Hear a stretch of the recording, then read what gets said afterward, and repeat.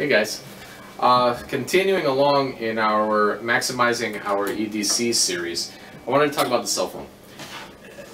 It's funny because those of us that grew up without cell phones and saw the original Star Trek series will recognize modern cell phones as the communications devices that they were using on the TV series, but it's also taking on the role of the tricorder.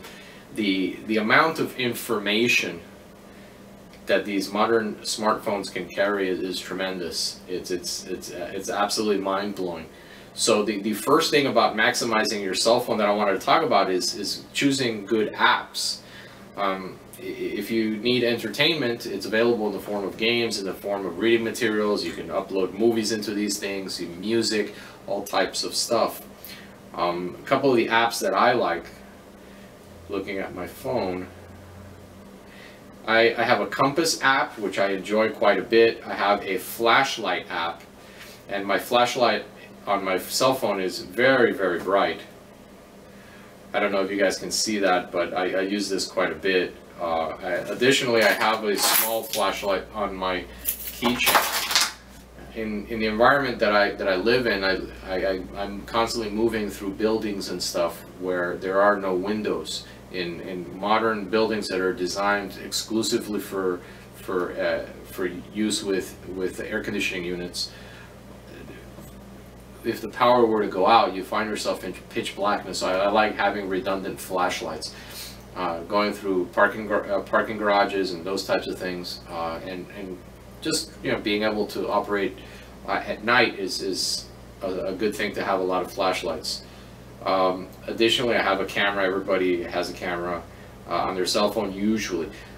The camera feature for me as a parent is a very useful feature. When my son is going off to camp or to school or wherever, if we're going to a mall or when we're moving about, I generally take a picture of him that day. That way, if I get separated from him and I have to contact the authorities to help me find him, I have the most current picture available. So to me, the camera feature is very, very, very important. Far more important than for taking selfies and things like that. I find it very useful. Additionally, I have some books that I keep in the cell phone. So if I find myself having to wait, where there's a long wait or whatever, I have some entertainment. To me, that's very important. I also fancy myself an amateur astronomer, so I have the Google Sky app, which allows me to find constellations and that type of stuff. I like that a lot. Now, I mentioned in my previous video, in Maximizing Our EDC, when I was talking about the wallet, that on your driver's license you can put emergency contact numbers. You can do the same thing on your cell phone. In our area here in Miami, emergency responders are trained to look into your cell phone under the heading of either emergency contact or ICE, I-C-E, in case of emergency, for an emergency contact number. So I have two such numbers added onto the phone book of my cell phone. So I have ICE and I have emergency contact, so that should somebody find me unconscious and they needed to contact my next of kin, they could do that based on the information that I have on my phone.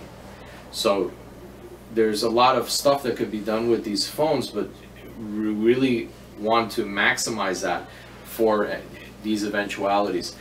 I have the usual stuff. I can go on the internet, and I have my emergency contacts. I have my regular contacts, my phone book that I use quite frequently.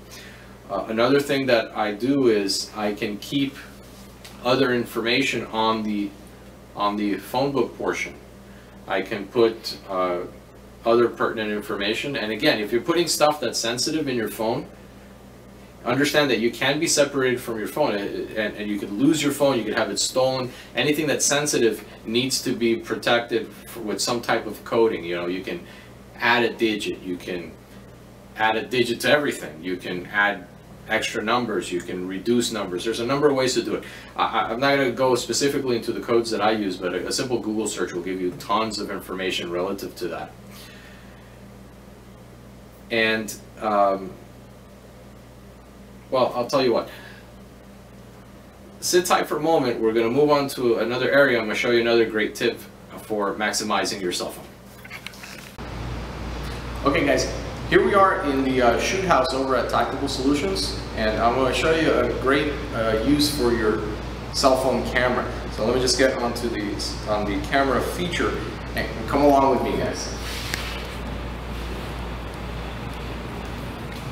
So I find myself needing to enter this room, and I've been pieing it out as much as I could, but there's still a blind spot here that I want to take a look at.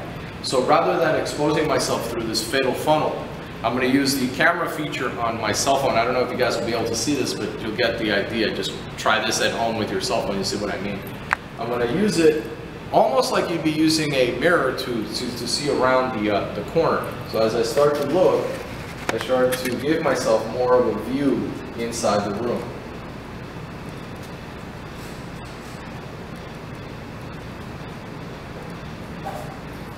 And this is a great way to not expose yourself in this threshold in a tactical environment, whether it's where it's full-on armed professional tactical, or in a home defense scenario, or any situation where you might need to look into an area without exposing yourself. It's another great use for the cell phone camera.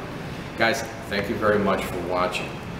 Please, by all means, subscribe so you can stay abreast of our uploads. That way you can, as we upload them, you'll be getting them. Additionally, if you like what we're doing, please help us spread the word. Share it with your friends, hit like, and leave your comments, your questions, your concerns, your comments.